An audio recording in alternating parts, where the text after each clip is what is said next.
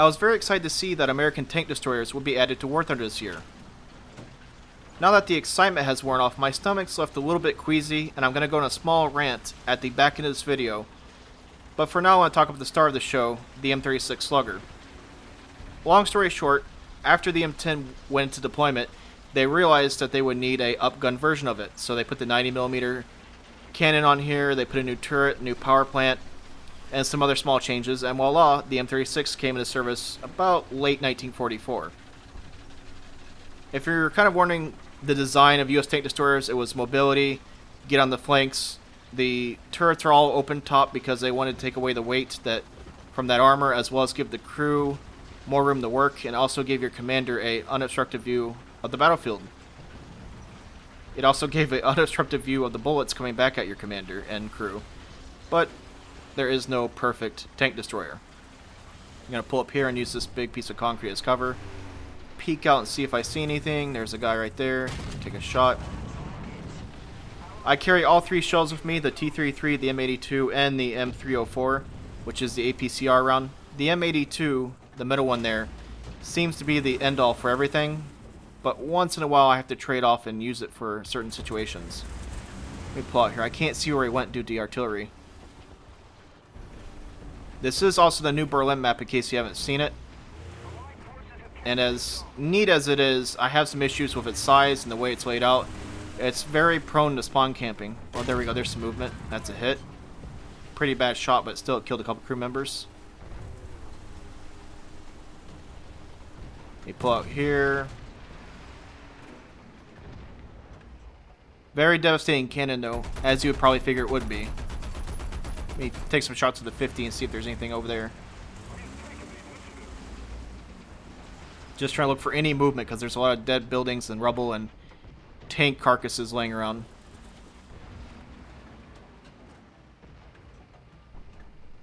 There was two in there, now I can't see them. There we go, there he is. That's the new T-34 with the basically chicken wire on it. Take a shot. That's a bad angle. Hit him with some more 50 cal. I just do that to let him know I love him. Little love taps. There we go. Alright, back up and get back into cover. I'm also paranoid that left flank because they can swoop around there and get you from the side. I do like I like the look of this map. I like that it's different. I just don't like the layout of it. And I know you can't change the city of Berlin too much, but it needs not to be such a choke point. Let the battlefield develop naturally instead of trying to force them all down one road, or 3 lanes anyway. It's just too small of a map. There we go. That's a nice shot. That was a little too high. If I put that a little bit lower, he'd be dead right now. But one thing about War Thunder is they've been changing the maps basically every patch, trying to reevaluate them and trying to improve them. Even though some versions don't seem like improvements, but they are working on it.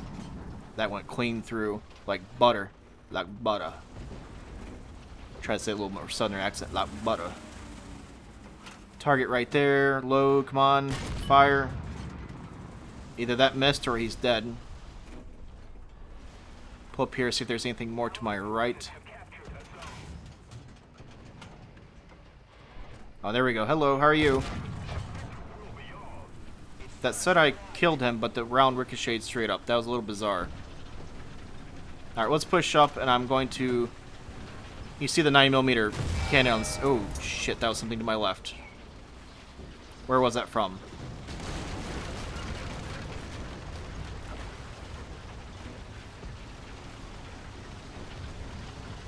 Let's get past these guys. I don't even know...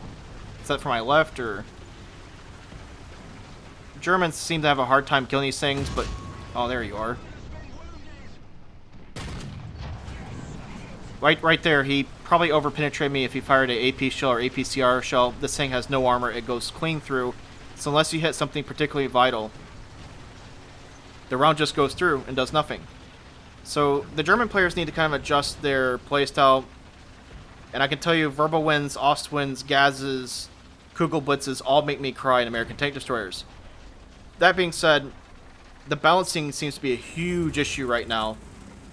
Every game I hit tab and it's 90 to 99% tank destroyers, which is insane. And I don't necessarily think they're overpowered by nature. There are some bugs that you would expect from anything new being added.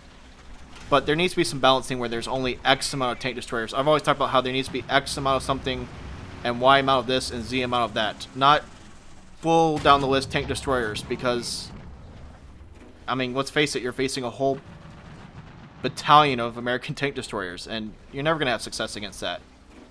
I know it's going to increase queue times and so on, and maybe over time the new tank destroyer excitement will die down, but there needs to be something done for balancing for the sake of the German and Russian players, because this is ridiculous. And I don't even want to touch the M18 right now because it's, like I said, 90% M18s.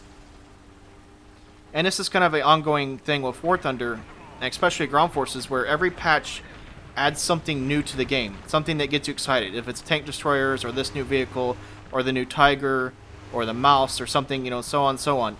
But each patch seems to degrade the overall quality of the product. With this patch particularly, you're seeing a lot of rubber banding issues. There's issues with the new maps. And then, as you've seen in the last fail montage video, there's flying tanks because they spawn them all in one thing. And it's cool that we have American tank destroyers, the new maps, and so on, but if the overall quality of the product is crap, it's like they're loading a gun and they aimed it at World of Tanks and said, look what we just did, and then they shoot themselves in the foot. That's what I feel like, which is really a shame. And all it's doing is hurting the players of the game, and probably their player numbers.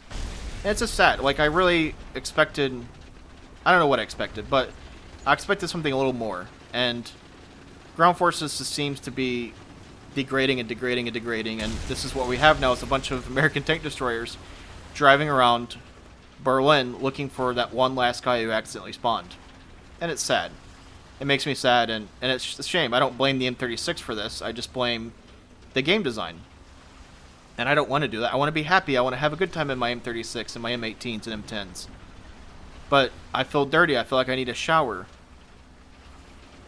And I don't want to be part of the problem, and I don't feel like I should click on something and hit to battle and feel like I'm part of the problem for using it. If it's in the game, I should be able to use it, but the game needs to find a way to balance itself.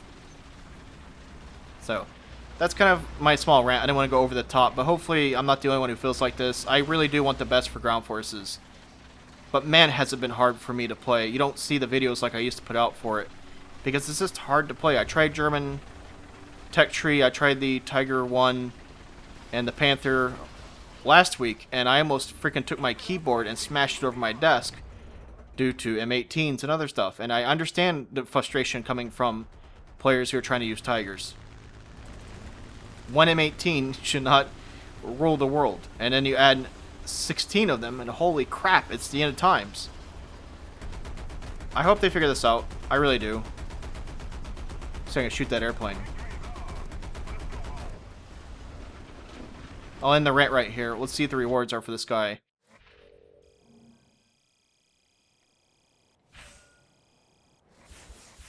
Not too bad a round, but I don't even want to pat myself in the back for this.